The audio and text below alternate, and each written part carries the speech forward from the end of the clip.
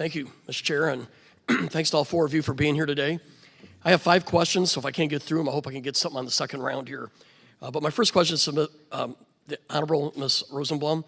How would you say our strategy or doctrine has to change with 2 near-peer powers with nuclear weapons? We're used to 1 major power, now we're headed the direction of 2. How do you see this changing our doctrine and strategy? So on that question, Mr. Congressman, I would like to take that more in the classified section.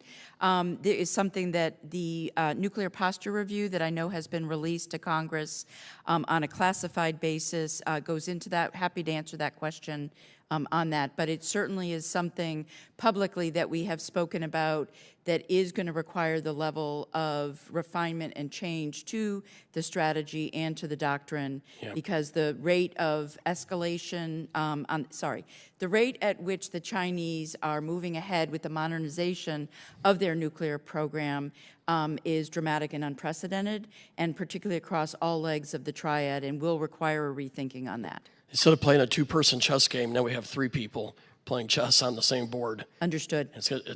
It changes it. Dr. Williams, a quick question for you. How would having the Open Skies aircraft made an impact to DTRA and to our U.S. military leading up to Ukraine and after? Sir, I would say that the Open Skies process was one that was useful for the U.S. That said, obviously the administration made the determination to end that.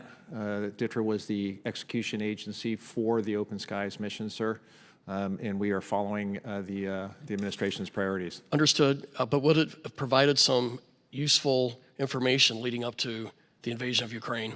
I would just say, sir, all information is useful. Thank you.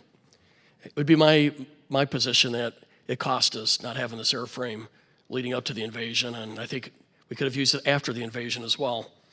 Back to Ms. Rosenblum, would you say the administration is fully committed to a full recap of the triad? Yes, Mr. Congressman, I can answer that in open session. It is absolutely committed to the recapitalization of the triad, as well as the nuclear command and control that goes with that, along with the Department of Energy infrastructure and all of their facilities that are required to make all of the warheads associated with the modernization. That's great news, and I think you'll have bipartisan support on that. I heard yesterday this week from a COCOM commander saying there was a need for low-yield nuclear weapons, or that it gave the commanders more options. As you know, Russia's invested heavily in this area, and they have the escalate to de-escalate strategy. What's the administration's position on low-yield nuclear weapons?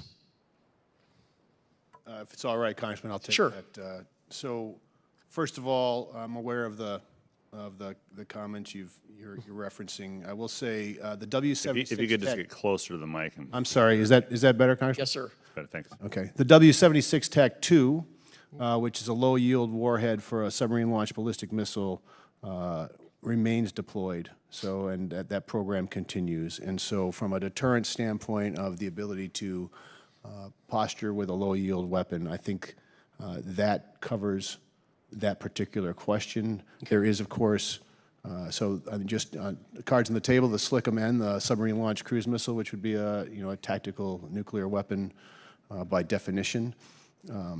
That has been zeroed out, and I think reasonable people can disagree if this is a thing that we should continue or not.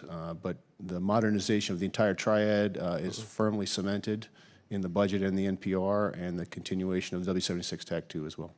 Thank you. I'll just close with a comment. It was something I had the honor of talking about yesterday. We started about a 2-year process to do a surge capacity for a pandemic bioweapons, have the surge capacity in the United States, and the military or the DOD in partnership with Health and Human Services picked 5 sites, Omaha being one. It would be my request that the department continue to fund this, put it in their budget requests.